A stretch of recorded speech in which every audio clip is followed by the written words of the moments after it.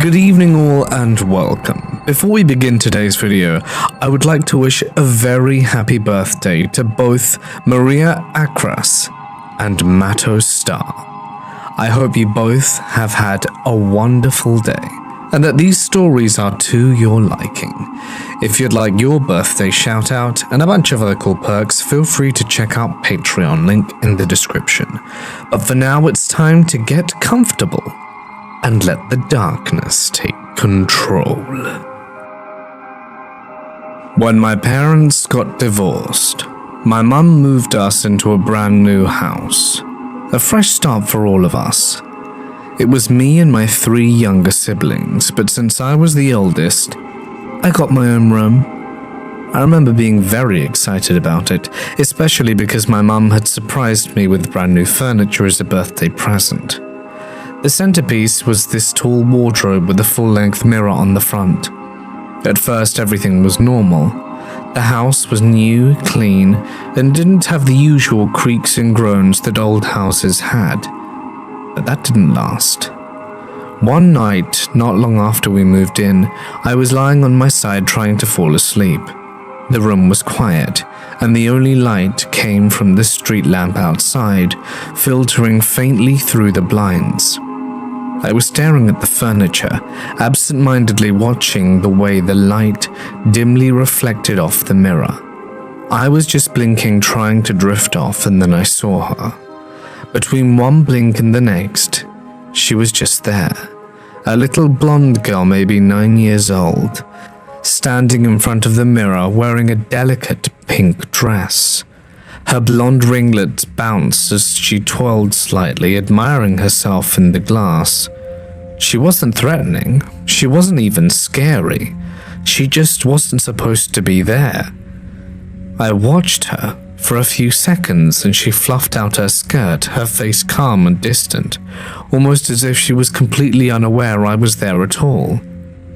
And just as quickly as she had appeared, she was gone. There was no fade out, no slow disappearance. Just one blink she was there and the next she wasn't. I didn't scream, I didn't even move. I just lay there wide-eyed, trying to convince myself I was half asleep or hallucinating. Maybe this was just a waking dream. But I never slept with my back to that side of the room after that. I tried to forget about it. And I did. For 5 years. Fast forward to a camping trip with my dad, his wife, her kids, and a family friend. We were all sitting around the campfire, trading spooky stories, laughing and trying to scare each other with the usual stuff. Then one of my younger sisters speaks up. She starts telling a story about her old house, the one where we'd lived with my mum before she moved again. She said she'd gone into her closet one day to grab something, and she saw a little blonde girl playing with some toys. My heart started pounding so hard I could feel it in my ears. At first, I didn't say anything. I just stared at her as she casually went on, describing how they locked eyes for a moment and how it wasn't scary, just unsettling. And then she'd said something that made my blood turn cold. She was wearing a pink dress. Without thinking, I blurted out, "With lace? Hair was in ringlets?" My sister froze. Our eyes met. And suddenly, we were finishing each other's sentences. Her age, the way she looked, the calm, almost peaceful feeling we both had when we saw her. We had seen the exact same girl. But here's the thing. We never talked about it, not once. I'd never told her what I'd seen. I hadn't told anyone. As we pieced together our matching stories, the rest of the group around the campfire just stared at us, their faces pale in the flickering firelight. They didn't believe us. They thought we were just really good storytellers who had planned all this out. But the way my sister and I looked at each other, we knew we hadn't imagined it. She was real, and I still can't explain it. Even now, years later, I can't shake the feeling that wherever that girl came from, she hasn't just left. She was there, and for all I know, still is. We live tucked away near the edge of the woods, where blueberry farms sprawl out in every direction, and the only neighbors are deer, raccoons, and the occasional coyote. I'm used to country silence, but that night something about it was wrong. I was outside when I heard it, a sound that tore through the air like claws against metal. A long, shrieking wail that made my skin crawl and my lungs lock up. Not a coyote, not an owl, not even close. This was something deeper, and the hairs stood up on the back of my neck as I turned heel and bolted back inside. I called my mum right away. "I just heard something," I told her, voice tight. "It came from up the woods, and it scared the crap out of me." She said she was already on her way over, and hung up. Minutes later, her headlights cut through the long gravel driveway. But before she could even park, my ex-boyfriend came stumbling towards her car from the road, eyes wide like a cornered animal, breath fogging the cold air. He looked pale, unsteady. He ran up to her window, banging on it before she could even roll it down. "Is this a joke?" he said, voice cracking. "Tell me this is a joke." "What are you talking about?" she asked, and I could hear the edge in her voice. "My mom doesn't scare easy." "I just saw her," he said, pointing back down the road towards him. "She was walking towards me, she was right there. Same jacket, same hair, same walk, but she didn't say anything, just turned and walked into the woods." My mum looked at him like he'd lost his mind. He looked like he agreed. He swore it was me. He said I was less than 50 feet away when it stopped, looked at him, and then without a word pivoted on her heel and disappeared between the trees. No flashlight, no crunch of leaves, just swallowed whole by the woods. But I was inside the entire time. I heard the scream, and then he saw me. The woods didn't go anywhere. There's no trail there, no reason you'd walk into them unless you're looking for something. We both stayed up that night, talking in hushed voices. He kept swearing he wasn't hallucinating, that her eyes locked onto his, and that there was something in the way she moved. Not wrong exactly, just off. Too smooth, too quiet. Like she wasn't walking on the ground, but floating just above it. He stopped coming around after that. Said he didn't feel safe on our land anymore. I don't know what I heard, or what he saw, but I don't blame him. My oldest brother moved out when I was a little child. I can't even remember him living in our house. I live with my dad and sister. Anyway, he got into trouble with the law because of a domestic dispute involving drinking, and his wife kicked him out. My dad is a saint, so he let him move back in with us. Everything was fine at first, for the first few weeks. We would play card games and talk and watch TV. Then it came time for him to be sentenced to go to prison. He only ended up spending 2 months there. But when he came back, he had an entirely different demeanor and energy. The only way I could describe it is negativity and darkness. At first, you could chalk it up to him having a negative experience, but he would reminisce seemingly fondly about his experience and claim that it was no big deal. My sister and I are very spiritually sensitive. It runs in the family on the female side, and there were 3 distinct instances that solidified the idea that there was more going on than anything emotional or physical. The first instance, I was walking up the basement stairs when I heard footsteps at the top. I glanced up to see what looked like my brother crossing the threshold of the doorframe. I could even tell you he was wearing blue jeans, a red polo shirt, and yellow Timberland-style boots. I walked upstairs and looked around the corner expecting to find my brother, when my dad tells me he's actually 2 hours away in Buffalo. My dad and I were home alone and he was wearing a blue shirt. On the second occasion, I had just fed the cats and decided to head upstairs to go to bed.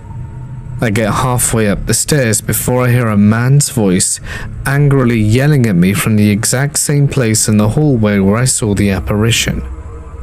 The third instance, my sister and I were pulling an all-nighter on the couch because I had a doctor's appointment in the morning.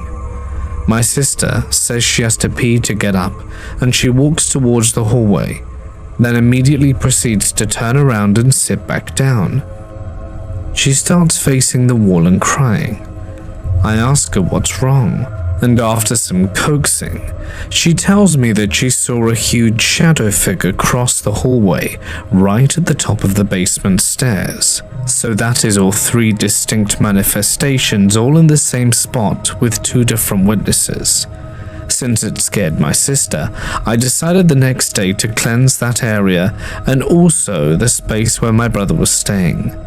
I cleansed the entire basement with sage smoke and blessed salt water. Never had anything happen again after that. He moved out shortly after. I put together a few years later that it was a fractured part of himself, like a PK manifestation. As far as I know, he's still walking around, leaving pieces of himself wherever he goes. I was maybe 9 or 10 when this happened. We had just moved to a strange, isolated little neighborhood in West Virginia, tucked right over a massive steel bridge. We weren't moving into our own place, but into a big old house with some close family friends. It had 4 bedrooms if you counted the office, a basement, 2 bathrooms, and this strange attic/walk-in closet. It was older, creaky, and it felt a little off. To get to the room my mum and I were staying in, you had to go through the upstairs bathroom, then through the walk-in closet. Our room sat behind all that, almost hidden, and on the far side of the room was another door that connected to a completely separate bedroom. To me, it felt like the house had been rearranged in a hurry, like the walls were built to hide things. When we first moved in, the adults told us something that stuck in the back of my mind. The previous tenants, maybe even owners, had apparently practiced some kind of voodoo or ritual magic. I'm not sure what it was, but the evidence was everywhere. Dolls. So many dolls. Plastic baby dolls, porcelain dolls, Barbie dolls, even just heads, loose and dusty. Some were hanging by their necks from strings in the closet. There were bundles of them stuffed in drawers, eyes wide open, arms frozen mid-reach.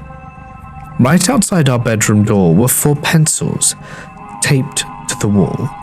Each one had a yarn head glued to the top, like a tiny, rough-made effigy.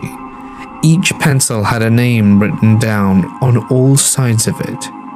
There was just something wrong about them. All of us, even the adults, agreed not to mess with them. It just didn't feel safe.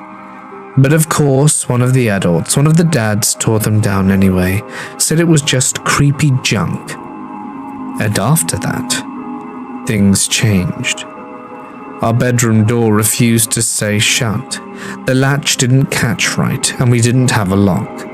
I was still so small at the time that I was using a full car seat, and we wedged it up against the door to keep it from swinging wide open in the night. Just enough so it stayed cracked, not fully open. One night, most of the adults went out to a bar. Only 2 stayed home, along with their toddler who was maybe 2 or 3 years old. I stayed back in the bedroom watching my iPad. At some point, I accidentally turned it off, and I didn't know the password to get back in. I tried the TV, but it wouldn't turn on. Suddenly, I was just sitting there in silence, surrounded by my toys, and this thick stillness. and about 10 minutes later it happened. The door, the one to our bedroom that was held in place by a car seat, flew open. It didn't open slowly and creakily. It flew, almost exploded. The sound of it slamming against the wall was so loud, so sudden, that I screamed and immediately burst into tears. No one came. Later they tried to tell me it was the toddler. Maybe he had used the bathroom and pushed it open. But if that were true, I would have seen him. He would have had to sprint back down the hall. I would have heard him. But there was nothing. Just the sound of the door crashing open and then silence again. After that, I started noticing other things. My toys weren't where I left them. Whole sets would be moved or rearranged. My favorite stuffed animal would be facing a different position. One of my dolls, an old one I never played with, was sitting up in the middle of the floor one morning. I know I didn't put it there, and the worst? I couldn't take a shower with the bathroom door closed anymore. The glass on the shower was frosted, but not enough to hide what I saw. A figure. A tall, still, human-shaped shadow just standing outside the door, not moving, not speaking, just watching. But when I flung the door open, no one, not a sound, not a footprint. We only lived there for a few months. Things between the families got tense, even abusive, and we left in a hurry. But sometimes I think about that house, the dolls, the names on those pencils, and the moment the door exploded open with no one there. And I wonder, what did we stir up when we moved in? And I wonder if it ever left. The year is 1993. My parents had 3 kids at the time, my oldest sister, my oldest brother and me. 2 more sisters came later on. My parents are closing on the house. This is where it started. As closing was coming to an end, my parents were asked if they had any more questions about the property. My mum asked Mr. Geller, the seller, if anyone had passed away in the house. Mr. Geller's response was, "Why, are you scared of ghosts?" I guess that was the end of their closing. So we moved in. It was a hood city, but our neighborhood was one of those movie neighborhoods where all the houses looked the same, except for the one we just bought, and everyone knew everyone and everything that went on. All the houses in the neighborhood were single-story, 2-bedroom, 1-bath houses, with a kitchen, living room and dining room. Mr. Geller added on to the house that we bought when he owned it, and it was 2-story, 5-bedroom, 3-bathroom, with a beauty salon and a workshop attached. And our house happened to be the largest in the neighborhood. So we get settled in the first week. My bedroom was supposed to be the last room on the left upstairs, but from day one I was terrified of that room, so me and my bro shared a room, the last one on the right.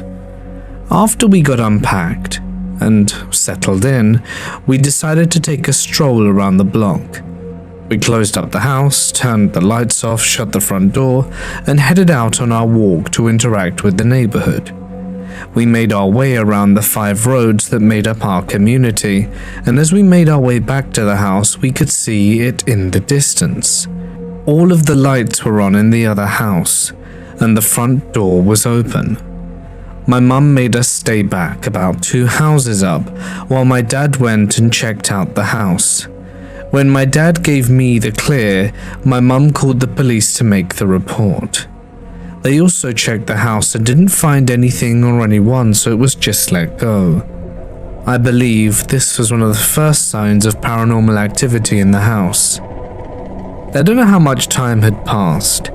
It was a short time, maybe a few days, but we did the typical welcome to the neighborhood housewarming party at our house, and a lot of neighbors came to visit.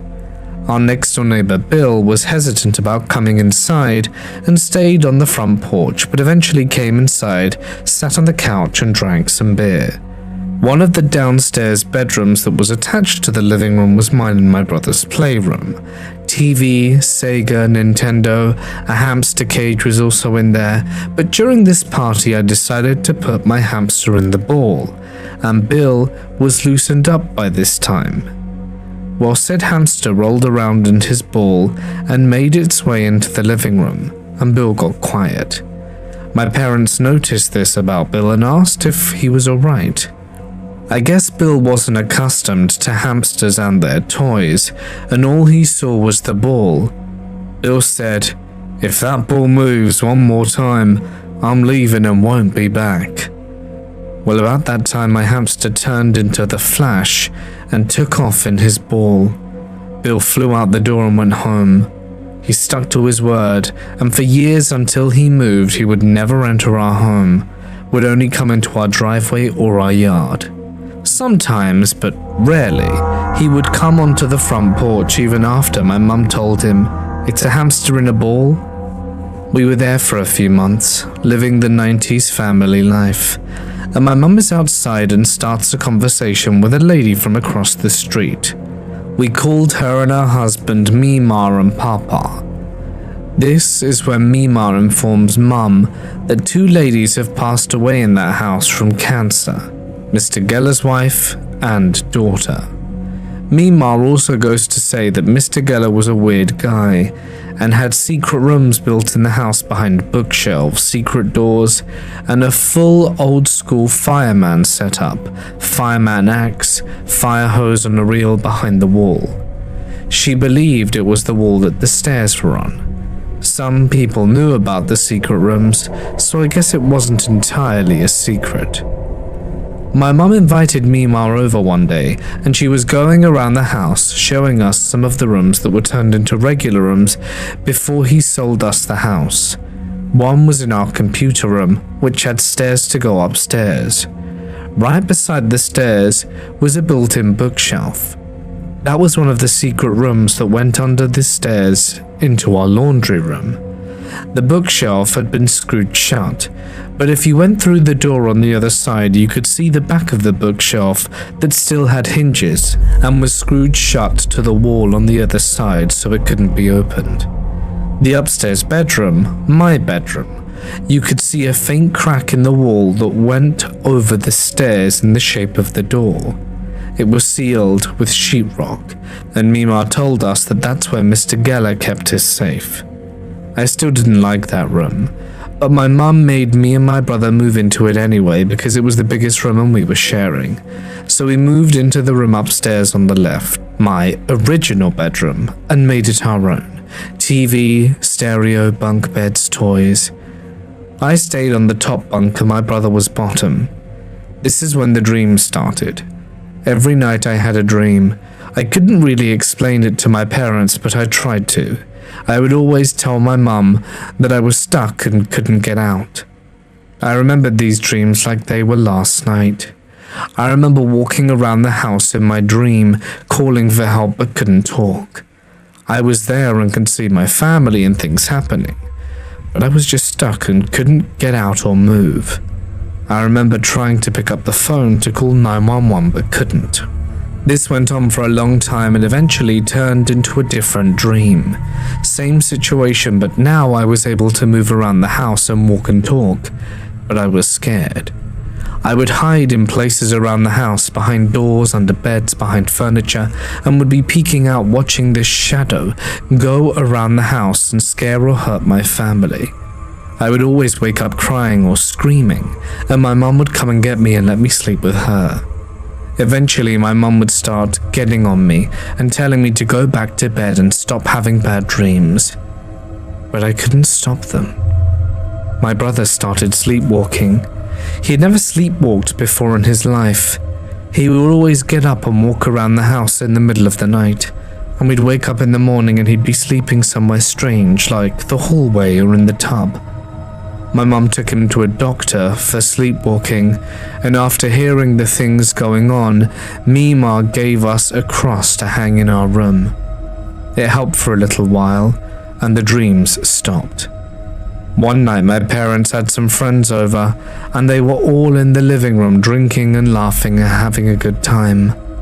My mum asked me to go upstairs and get something out of her room right beside mine, so I did. While I was upstairs, I heard a crash downstairs and another, then yelling.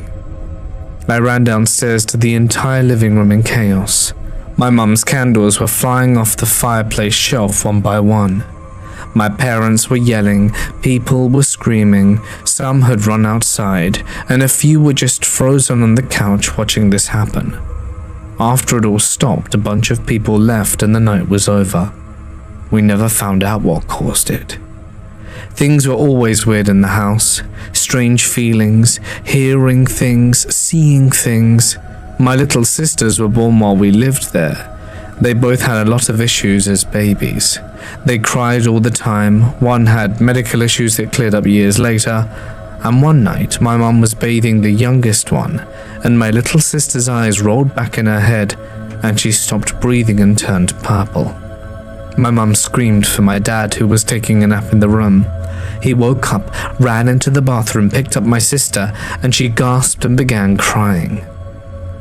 That was a moment of relief, but it was also a moment of confusion and fear. Nothing like it ever happened again. I remember another night. It was a weekend and I had a friend over. We were hanging out playing Super Nintendo in our room, and we heard the door open and someone coming up the stairs. We thought it was my dad coming to tell us to go to bed. The steps made it all the way up the stairs and stopped. No one ever appeared. We got up and looked and no one was there. We ran downstairs and found my parents in the kitchen, and they told us no one had gone upstairs. We were freaked out and begged to sleep in the living room. Not long before we moved, I had another dream. I was hiding again. I was behind a couch in the living room watching this black shadow go around the house again and scare my family. I remember it was a stormy night, raining with lightning. My little sister was in her crib and crying, and my mum was trying to soothe her. My dad was in the bathroom shaving, and I was hiding, watching. Then the shadow man came up behind my dad and cut him with the razor, and I woke up screaming. We moved not long after that dream, and I never had it again, and I never saw or heard anything strange after that. I drove by the house several years ago and met the guy who bought it. He said he hadn't experienced anything, but he also told me he had completely gutted the house and redid everything. He tore the house down to the frame, walls and all, and now it's a single-story, 3-bedroom house. Back in the 90s, my dad owned a handful of rental houses.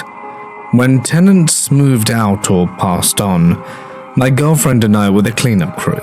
We'd go in, repaint, rip up carpet, and get the place livable again. There was one house, though, that I still think about. My dad had bought it years earlier, with a long-time renter already living there, an older man who kept to himself. When the guy passed away, my dad asked us to go in and start the rehab. Sounded routine, we'd done it plenty of times before. The weird started almost immediately. We began in the bedrooms, like always, priming the walls, tearing out the carpet. But we kept misplacing our carpet knives. We figured we'd rolled them up with the old flooring by mistake. So we got smart, switched our fluorescent orange cutters, and you'd have to be blind to miss them. Still, they kept disappearing right off the floor like they were never there. Next came the living room. We rolled back the carpet and stopped dead. The cork underfloor was soaked with dark stains, wide irregular patches, the color of dried blood. Maybe someone butchered a deer in here, we joked, or a very large chicken. Still, we pressed on. I was painting the walls in the living room when I saw it. A human-shaped shadow move across the opposite wall. I turned, but no one was there. So I ran outside thinking someone was snooping around, maybe a meter reader or a nosy neighbor. But the street was empty. I circled the entire house, yard, alley, side gate, even peered over fences, and there was nothing. I went back in. We finished the job quickly after that. Both of us had that nervous, gut-deep sense that we weren't supposed to be there. And a few days later, my dad called. "What did you use to clean the place?" he asked. "'Cause it's full of flies." I went back and he wasn't exaggerating. Dozens of flies, maybe hundreds, swarming windows, light fixtures, even dead ones in piles along the floorboards. The smell was faint but sour. I scrubbed every flat surface with bleach and mortar, every wall, every counter, every cabinet. Next morning, flies again. The house didn't have a crawl space, it was built on a concrete slab, so we ruled out rodents or sewage. My dad figured maybe they were coming in through the cracks in the slab, so he sealed them. Every one. Used silica filler and caulk. Made it airtight, but it didn't matter. The flies returned. I vacuumed them up, piles of them, hundreds, no food, no trash. Yet they still came in. My dad had lived through the Great Depression, fought in World War II, and raised 10 kids. Built his life with calloused hands and stubborn grit. He wasn't superstitious and not one for ghost stories. But he sold that house immediately, didn't hesitate. He said, "I don't believe in that sort of thing, but I'm not stupid either." And I'm glad that was the last of it. I used to live in a massive, centuries-old house, over 300 years old, with thick wooden beams and drafty hallways that groaned under the weight of time. Many people who visited claimed to experience odd things. Shadows were there that shouldn't be, doors creaking open by themselves, and a feeling of being watched. But me? I lived there for years and never experienced anything like that. I always chalked it up to an overactive imagination. A big old dark house, weird noises, it's easy to freak yourself out. But then there were stories that made me pause. My uncle, for one, he's not the kind of guy to embellish or tell tales. He's a man of science, logic and reason. Yet after staying over one night, he told me something that still makes my skin crawl. He'd gotten up late, unable to sleep, and went down to the kitchen to get a glass of water. He filled the glass at the sink, turned around, and walked towards the other end of the room. But just as he was about to take a sip, he dropped the glass. It shattered on the floor, but here's the strange part. There was no water, not a single drop. He swore up and down he had filled it, but the floor was bone dry. No spilled water, nothing, as if he'd never poured it in the first place. He tried to reason it away. Maybe he was tired, maybe he imagined filling the glass.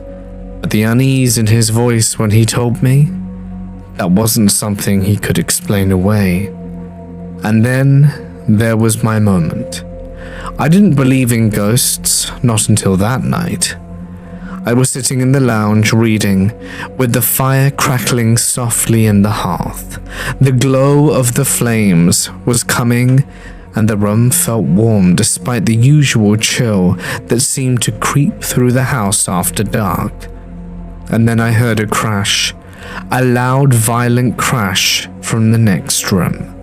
It wasn't the usual creak or groan of the old house settling. This was different and deliberate, jarring enough to make my heart pound. I jumped up and rushed into the room, half expecting to find something obvious. A fallen picture frame maybe, a tipped-over chair. But what I saw was a log. A massive piece of wood about a foot long and 4 to 5 inches in diameter, just lying in the middle of the floor. It looked like it had been part of some old furniture. I stared at it for a moment, completely confused. There was no broken furniture, nothing was out of place. My first thought was the fireplace, but that didn't make sense either. The fireplace had a very heavy guard in front of it, a solid barrier that covered everything except a small gap at the top. Even if a log had somehow shifted and rolled out, there was no way it could have ended up 15 feet away on the other side of the room. And then I thought, maybe something had dropped it down the chimney, a bird perhaps, but that was impossible too. There were no overhanging trees, and while birds occasionally nested in the chimney, there's no way a bird could have lifted a log that heavy and dropped it perfectly down the flue. The more I thought about it, the more impossible it seemed. I stood there staring at the log, trying to piece together some kind of logical explanation, but none of it added up. To this day, I have no idea how the log got there, and the more I think about it, the more unsettled I become. Maybe I was right all along. Maybe my uncle and all the others who had seen and heard things weren't just letting their imaginations run wild. Because that night something happened, and I have no explanation for it. I was 13 when this happened. My family lived in a small 1970s duplex in Calgary, Alberta. Nothing fancy. One normal evening, my twin sister and I decided to have a few friends over for a movie night. Totally innocent, popcorn, snacks, a few sodas, and I remember having a little crush on one of the people coming over, so I was maybe more excited than usual. There were 5 of us in total. We set up in the basement, which doubled as our hangout spot. Just a couch, an old TV, and a wall that separated us from the laundry/utility room. It was cozy in that early 2000s kind of way. Dimly lit, the hum of the water heater muffled behind the door. We put on some comedy that was popular for the time and settled in for the night. As the evening wore on, 3 of our friends slowly drifted off to sleep. Eventually, it was just me and one other friend still awake. We sat next to each other on the couch, the movie playing out its final scene, the room darker than I realized until the credits started to roll. And then it happened. Not even 2 minutes after the movie ending, out of the pitch black laundry room, something floated into the living room. It was maybe the size of a softball, whitish blue, softly glowing, with a faint halo around it.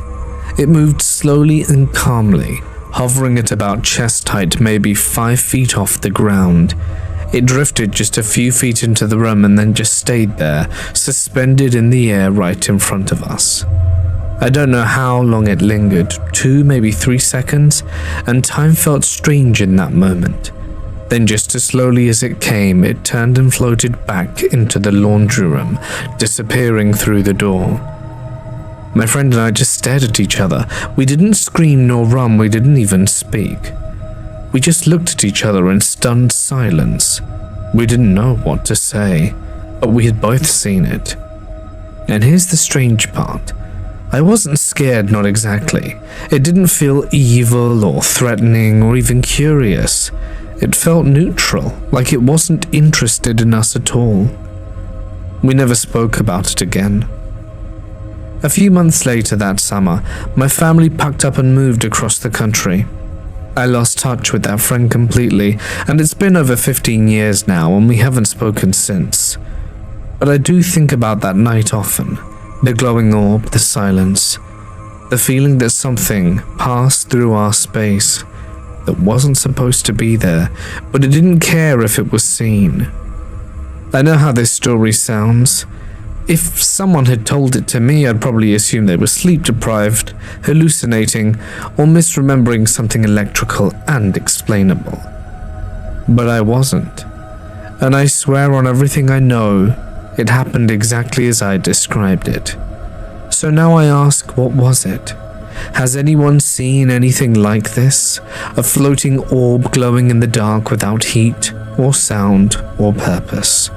Because to this day, I still don't know what passed through our basement that night, or why it chose to reveal itself to us. About 5 years ago, myself and my fiancée, as well as one of our mutual best friends called Kyle, had been living together for a few years, and at the height of lockdown during the pandemic, decided to start a round table style stream on Twitch, where we talked all manner of nerdy things.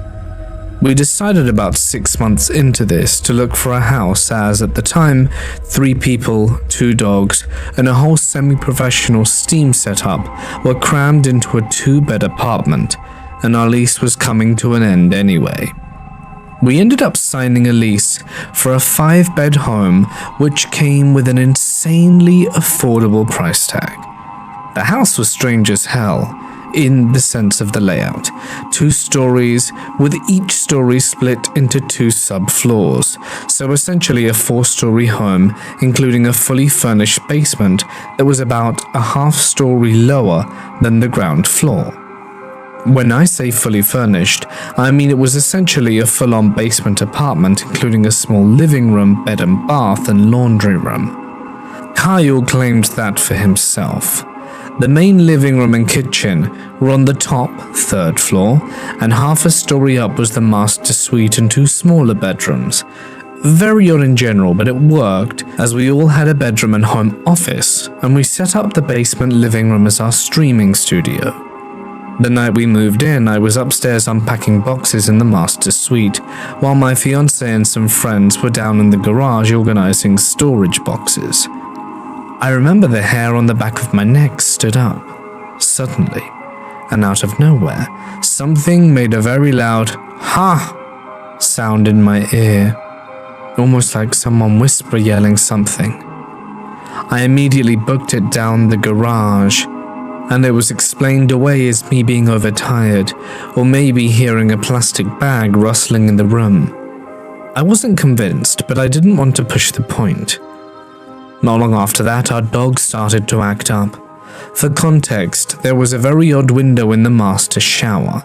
It was large and had no screen or blind, and was literally in the wall facing out over the side of the house, and could be seen into directly by both our next-door neighbors and the neighbor whose backyard was catty corner from ours.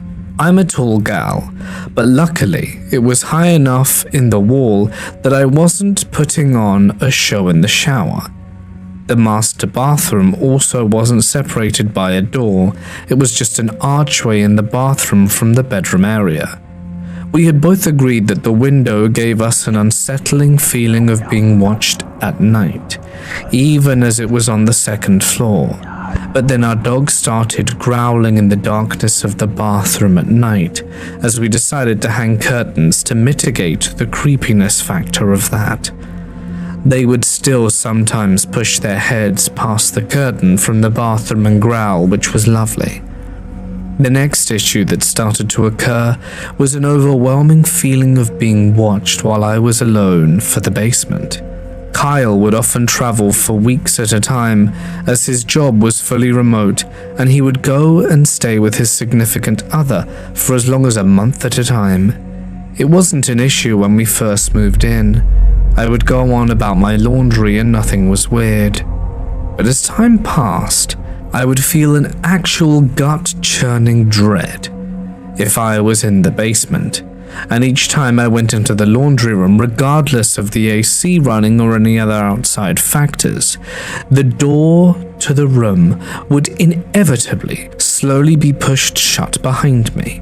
It never once happened when another person was down there with me, but it struck as primal fear in me each time I was down there alone. The door closing in and of itself was not scary per se, but coupled with the overwhelming feeling like I was being watched, turned into the intense feeling of being hunted, like something wanted to trap me in the room. The worst occurrence happened late into the night one weekend, long after we had all returned to normal for work. All of us are night owls, and as such I was still awake at around 3 a.m. watching a movie in my bedroom while my fiancé was across the hall in his office playing video games. I must have drifted off to sleep and been awoken by something in the movie. But I had my first and only experience with sleep paralysis that night. I couldn't talk, couldn't move, struggled to breathe. What was likely only 30 seconds or so felt like hours, but once it passed, I called for my fiancé, and he helped calm me down from such a scary experience. I later turned in and went to sleep sometime around 4 in the morning, only for him to burst out the room, shake me awake, and ask if I had been in his office. I'm sure I had a grumpy look on my face when I asked if he recalled how I was asleep and he had to wake me up to ask me, but he looked actually shaken, which woke me up pretty fast. He told me he had been in the middle of a match when he saw someone walk into his office from the door behind his chair. He wears glasses, and glasses wearers knows you can sometimes catch reflections like that, and assumed it was me waiting for his match to end. Typically, if it's a non-emergency situation, I wait, and then he'll move his noise-cancelling headphones to the side so we can talk. He went about playing until something suddenly jerked the back of his office chair backwards so hard that he almost fell. Other weird things happened in the house, bumps in the night, taps on the walls from the attic, our dogs being weird and sometimes either not wanting to go into the backyard at night or not wanting to come inside from the backyard, feeling like you shouldn't go down the long hallway upstairs at night. We stayed there for 3 years, and the energy of the house got progressively worse and worse throughout our time there, but eventually we moved out and haven't had anything happen since. I'm not sure what was in that house or what happened there before we moved in, but I've never experienced anything like it before, and hope I never do again. It started around a year ago. We live in a solid brick house, me, my siblings, and my parents. It's an older home. At first, we thought it was just something in the closets in my parents' room. Maybe the wooden doors expanding in the cold or settling. But then, the noise came again. The knocking. Clearer, heavier. It wasn't coming from the closet doors, it was coming from inside the wall itself. We started to hear scratching too, not just soft, incidental noises, long, deliberate claws dragging against wood like something trapped or angry. We assumed mice, a cat maybe, although we don't own one. But no matter how long we listened, no one ever saw anything. My father even checked the wall. Inside the closet, behind an old shelf, he found a small hole, already sealed before we even moved in, bricked over like something had tried to lock something inside. Then came the flies. It started with one, then more, then suddenly swarms of them in my parents' room, thick, slow black flies. In our culture, flies aren't pests, they're omens, symbols of witchcraft or a demonic presence. It got so bad we had to keep the door shut just to contain them. Eventually, my father found something strong enough to kill all of them off. I don't remember what it was, but it worked. The flies died, and just like that, the scratching stopped. The knocking went silent, and we hoped it was over. But we were wrong. Because this February it started again. The same knocking, the same scratching, the same place in the wall, but now it was more cunning. I tried to record it. I'd lie in bed with my phone in hand, finger hovered over the record button waiting. I could hear the knocks clear as day right behind the headboard. But the moment I moved, the moment I spoke or even turned on the flashlight, it would go dead silent, as if it knew I was trying to catch it.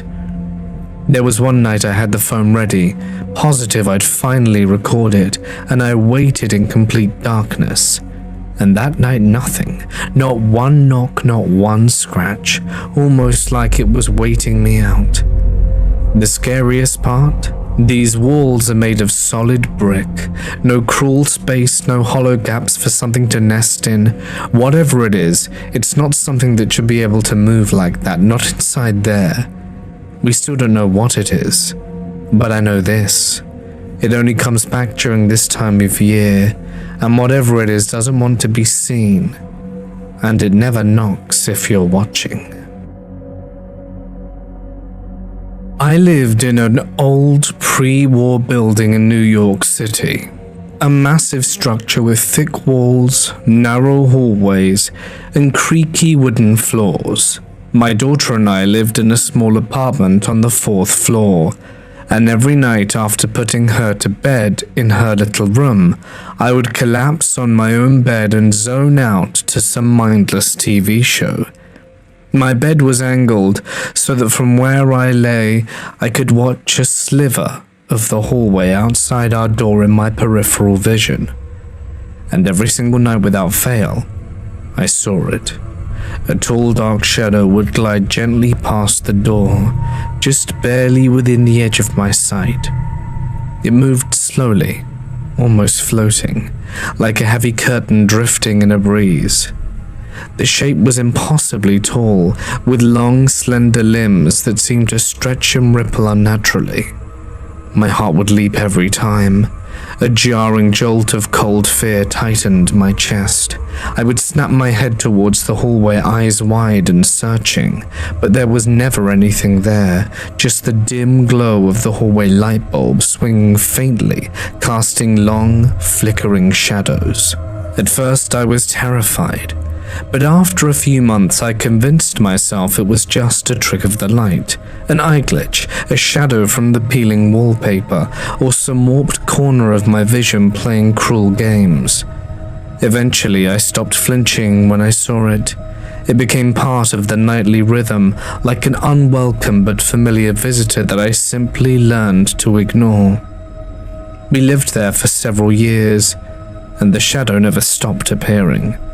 I never spoke of it to anyone. Who would believe a tired mum in a creaky New York City apartment? Then just a week before we moved out, after all the boxes were packed and the apartment was half empty, the shadow came back with a vengeance. But this time it wasn't me who saw it. One night, my daughter and I were lying on the bed watching TV in the dim light of the room. She was sprawled out of the foot of the bed, quietly playing with her dolls. The apartment was eerily silent, except for the low murmur of the television. Out of the corner of my eye, there it was. That same tall, slender shadow, drifting past the door like a wraith. But this time, my daughter suddenly sat up, her small face pale and wide-eyed, and she whispered, "Mummy, who was that?" My blood ran cold as I bolted upright. "You saw it? You saw the shadow?" She nodded, unable to take her eyes off the doorway, her small hands gripping the blanket. That was it. I grabbed my daughter, and we packed up the last few things in a frantic rush, my mind racing with dread. We left that night and stayed with her grandmother, never once looking back. The building behind us stood silent and indifferent, but I knew the shadow was still there, lurking in the darkness, waiting for the next set of eyes to catch its impossible shape moving just beyond sight. We broke lease and never returned. I mean, wouldn't you? I've always been interested in the dark, creepy, weird and paranormal stuff from a young age, and developed a love for horror films as well. I watched Child's Play and Night of the Living Dead as my first two horror films and loved them. As I've gotten older, I started to branch out beyond horror films and watched paranormal stuff involving aliens, cryptids, demons, and general high strangeness. While I've always been eager to learn new things, I've never considered myself a believer. I want to see it to believe it, you know. So I call myself an open-minded skeptic. I've lived in the same house for most of my life, and there have been things over the past years that have been odd or weird, but I'd never call anything proof of paranormal activity. Swearing you've seen a shadow move by you in the basement, hearing someone talking when you're home alone, the regular spooky stuff all hauntings have. But nothing ever made it clear to me that my house was haunted and ghosts were real, until an event a few years ago that scared the ever-loving crap out of me. because I had no way to explain it. So I live in Ohio, and July and August can bring miserable heat, and I have no central air conditioning, so open windows or fans were what I was used to. My mum was working third shift from 10 p.m. to 6 a.m., so it was me, my brother, and it was around 2 to 3 in the morning, and my brother was already in bed a few hours at this point. I was ready to sleep, so I started shutting off the lights around and checking the doors, making sure everything was locked. The entire main floor of the house was dark aside from the hall light. So, to describe the layout of my house, the hallway has a sort of uppercase I to it. To the left is my mum's room, to the right is the kitchen, and behind me, the living room and dining room. Then there's a hallway. At the end, on the left, are the stairs leading to the upstairs in my room, and to the right is the bathroom. Going straight is our back porch. To get a breeze, we had to have the porch door open at night when it was cooler.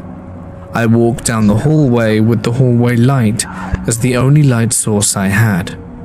I get to the porch door to shut it, and immediately in the darkness of the porch, something makes a sound that I compare to movies when someone is running to an elevator as the doors are closing and they're trying to get someone in the elevator to hold the door, a sort of mumbled, "Wait, no. And this faceless audio was right there at the door, as if to try and get me to leave the door open. I felt a rush of air come at me as this mumbling was uttered. Getting goosebumps as I share this in total fear, I slammed the door as hard as I could and ran down the hallway into the kitchen and grabbed a knife. At that moment, I expected it was some sort of intruder who had broken into my back porch and was trying to get back into the house to do God knows what. And I stood in the dark, just out of sight of the back door, and listened, waiting to hear a person either try and get in the house or exit the porch, and it was just silence. Nothing. I walked around the darkness, looking out of windows for something. I walked into my mum's room and peeked through her window to the view of the porch and still see nothing, hear nothing, just silence. I paced around the darkness for a good 15 minutes on edge, waiting for something, but there wasn't anything. After I convinced myself there was no one there, I slowly walked the hall and shut that light off. Total darkness now, and I peeked out the porch window to see the door closed, locked and still in place. It was nobody. What did I hear? What came rushing at me? That was the day I became more an open-minded skeptic. I believed something without a physical form spoke to me and came towards me, and scared the ever-loving crap out of me. When I was 18, I moved in with my girlfriend, Sarah. We were young, close, and I honestly jumped at the chance. Growing up, I'd heard stories. My mum had a few first-hand experiences she told me about, but I never witnessed anything myself. I figured most of this stuff was just imagination or misinterpretation, but that changed. Sarah told me there was something different about her house. It started small. The second night I spent at the house, I was completely passed out in bed when something tugged on my left foot hard enough to wake me. But I was half asleep, so I brushed it off. Probably a dream, I thought. Weeks passed, then months. But the house never felt quite right, especially towards the back where our bedroom and ensuite were located. There was always this presence, not like being watched exactly, but like you were never truly alone. I asked Sarah if she knew what I meant. She did. She'd seen things, felt things. She even admitted she had recurring nightmares, demonic ones, but never went into detail, and I didn't push. The way she said it told me enough. And other things started happening that we couldn't explain. We'd come home, put our keys down either on the kitchen bench or coffee table, only to find them missing later. We'd tear through the house, looking for them, arguing lightly, thinking the other had moved them, but we never found them where we left them. Always something odd, something neither of us had touched. And just so you understand, Sarah wasn't the kind of person to lie or play tricks. She wasn't dramatic or attention-seeking, and this isn't a story she invented. It was a time before smartphones with cameras, so we had no real way to capture anything, and things escalated gradually. One night when I was in the shower, I stepped out and saw a shadow on the bathroom wall. At first, I assumed it was mine, but something was off. It was taller and narrower than me, and it was moving back and forth. I called Sarah in and she saw it too. We screamed and ran out the bathroom, and when we returned a few minutes later, it was gone. After that, we started praying before bed every night. Just simple protection prayers, but they didn't work. Whatever was in that house didn't care. Soon after, I started having nightmares, evil, heavy dreams that left me waking up drenched in sweat. One night was worse than anything I'd ever felt. I was trapped in sleep paralysis. I've had it before, but this time, it felt like something pressing down on me, like it wanted me dead. I tried to scream, to call out for Jesus, but nothing would come. I was panicking in my dream, desperately praying in my head. And suddenly I woke to Sarah shaking me. I told her I was trying to call for Jesus and that I was praying. She just stared at me pale. "That's not what I heard," she whispered. "It sounded like evil whispering coming from your mouth." That scared the crap out of me. And her saying it, hearing the fear in her voice, made it so much worse. From that point on, everything felt heavy. We'd see this dark patch in the corner of our room, always in the same place. It never moved from the top right corner, just hung there waiting. Sometimes we'd see orbs too, bright, glowing lights that floated and vanished, weird fluctuations that had no source, and our bedroom was always cold. Then came the final straw. We were lying in bed one night with the lights off, but the glow of the streetlight bled faintly through the curtain. We weren't asleep, just lying there quietly, not speaking. Then the orbs came. They started appearing on the ceiling, popping in and out of sight. Then the darkness dropped. And I mean darkness, thick and wrong, like something had siphoned the light out of the room entirely. The walls around us were suddenly coated in a darkness darker than dark. A black void falling down all four walls like a curtain closing. "Are you seeing this?" I turned to Sarah and asked. She didn't even look at me, just said yes. I called out loud to Jesus this time. I remembered it got so cold in that moment our breath was visible in the air like smoke. We pulled a blanket over our head and waited. It didn't go right away, but eventually it faded. We never figured out why exactly this happened. All I know is whatever haunted that house, whatever fed off us in that room wasn't human, and it didn't care about our prayers, fear, or logic. It was already inside. I was attending a paranormal-themed convention in Savannah, Georgia. I was the vendor selling my spooky art and connecting with like-minded people, and meeting other paranormal enthusiasts like myself. It was a small but enjoyable event, including visiting some places in Savannah known to be haunted.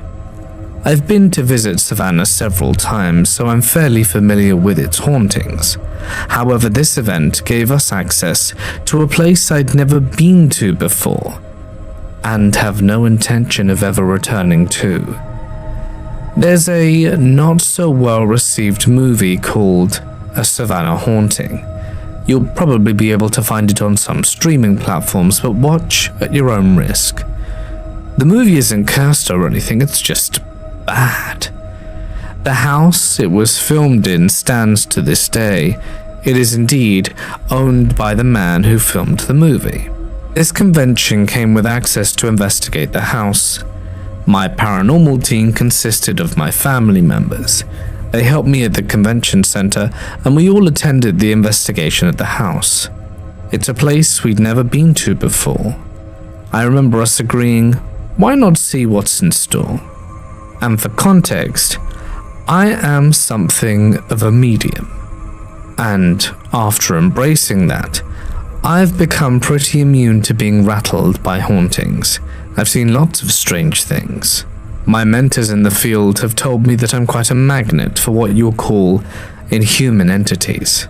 I've seen shadow people since my early teens, and encountered many a strange thing.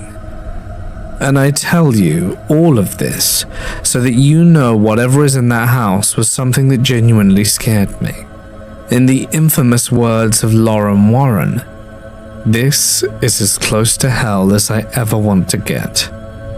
The house is out of the main city. It is close to a highway, but for some reason, it looks like it's smack dab in the middle of nowhere. There are large trees all around it, and the driveway leading up to the home is long, further adding to the sense of isolation. The house is huge. It's 2 stories tall plus a basement, and it somehow seems even larger on the inside. There's a staircase to the right as soon as you walk into the main room of the house, and one of those backless open staircases that you'd expect someone to stick a hand through and grab your ankle as you're ascending the steps. The start of the investigation went fine. We received some basic history of the home from the man who owns it, William McCullen. He claimed he was reluctant to allow people to investigate because he had some issues in the past. He told us the story of how he had had the home cleansed and blessed to remove the negative energy a while back, and the kind people had even set up a spiritual barrier to prevent the negative things from coming back into the home. However, one group of so-called paranormal investigators had performed a seance in the house behind his back. This had brought in something new. The owner was a bit of an odd man. Upon reflecting upon this whole investigation, we believe that whatever is calling this home its territory is harming him mentally and physically. You might be wondering why this man let investigators into his home after all of this. Honestly, we were wondering the same thing. I was up on the 2nd story getting ready to go back into the fray of the investigation. I hadn't seen or felt much up at this point, so when the atmosphere suddenly shifted for the worse, I didn't see anything. When all of a sudden, the people in the room with me became agitated with one another. You might recall my investigation team as my family, and I hate it when people get angry. It creates a pit in my stomach, and I must focus on my breathing. I don't know why, because I'm sensitive in the feeling department, but I've always been that way. Curt words were exchanged, and I remember feeling like somehow it was my fault. That pit of despair opened myself up to what I had been guarding from. I remember very little of how I got down the stairs. I know I was fighting this sudden sense of exhaustion like I would pass right out. Somehow I made it to the bottom of the steps and back into the main room of the house. What happened next comes to me in flashes. I know the lead investigator started an EVP session that had everyone else otherwise occupied. I know I was fighting to stand up. I think it wanted me to faint, so I very slowly lowered myself to the ground to sit, and then it struck. These thoughts that could not have been mine filled my head. Thoughts of ending it all and taking other people in the home with me. Thoughts of dark, depressing ideology, and how I, in particular, would be better off gone from this world. I remember trying to fight it, to say no, but I couldn't move and barely speak, and I couldn't form a thought that was my own. This went on for what felt like hours, but was probably just a few minutes. Finally, one of the lead investigators said something to me and I snapped back to reality. I don't remember what exactly, but I responded with something along the lines of, "I'm not okay." Another woman who had been quiet most of this time rushed to my aid. Turns out she was like me. I saw it for the first time when she helped me get back up. I turned to my left and there it was. It was too tall.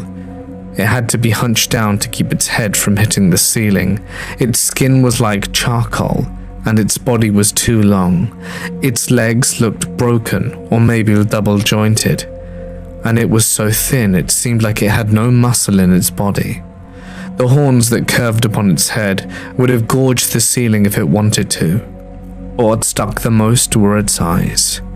Mind you, this all happened in seconds, and I'm pretty sure I'm the only one seeing this thing until the woman who helped me before confirms it too. It is gone just as quickly as it appeared. It skittered away in a manner like a spider and vanished. The woman who helped me perform a blessing on me, rebuilding my walls of protection and making sure the things couldn't get back to me. You'd think it would be the end, but no.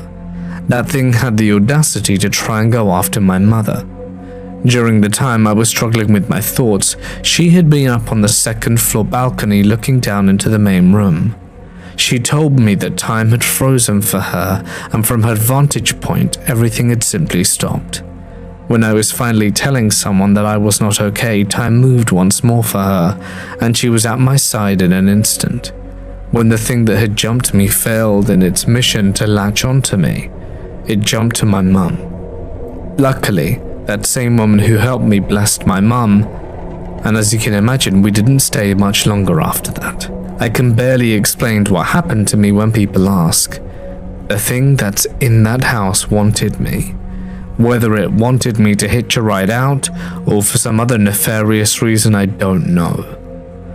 The worst thing about this story is that I know it's still out there. I know it's keeping an eye on me. I've been back to Savannah since this happened, and I swear I can catch glimpses of those piercing eyes peeking around dark corners at me. We bought the old Victorian house on the outskirts of town because it was cheap, secluded, and in the words of the realtor, full of character. My boyfriend was getting deployed soon, and I didn't want to live in a noisy apartment complex. The house felt really quiet. From the moment we moved in, I felt watched. At first, it was subtle. Lights I knew I would turn off would be on. Locked doors would open by themselves and creak. My boyfriend assumed I was just forgetful, until he started hearing me call his name while he was out in the yard. I'd be in the shower and hear his voice through the walls, urgently calling, "Come here, I need you." But every time I rushed out soaking wet, the house would be empty. He'd be nowhere near the home. At night, I'd fall asleep with the bedroom door slightly ajar, waiting for him to return from his night shift. Every single time without fail, he'd come back home to find the door locked from the inside. I'd swear I hadn't moved. He'd have to knock, and I'd wake up confused and chilled. It's like the house didn't want to let him in. The presence grew bolder after he left for deployment. It hated being ignored. It was Christmas Eve. Snow pressed against the windows like breath. The tree lights were on, flickering gently, and I was alone, nursing a glass of wine on the couch and trying not to cry. He hadn't called in days. Just as a tear slipped down my cheek, I heard a sound, delicate and intentional. A glass ornament detached itself from a branch, floated downwards like a feather, and landed on the hardwood floor without breaking. Then, in utter silence, it rolled across the thick Persian rug. It crept 4 feet, then stopped, right in front of my bare feet. There was no breeze, no vibration, just cold. It was the first of the many gifts. Days later, I found an old playing card tucked into the bathroom mirror frame. Queen of Spades. It was yellowed with torn edges, like it had survived a fire. I didn't own any deck of cards like that, so I put it in the trash. And that same night it reappeared, perched on the windowsill. Then, I burnt it in the fireplace. Then that night, I felt hands, cold and unseen, pressing my shoulders down while I was trying to sleep. I tried to scream, but it felt like water filled my mouth and something sat on my chest, pinning me in place. Inches from me, I saw a woman's distorted face.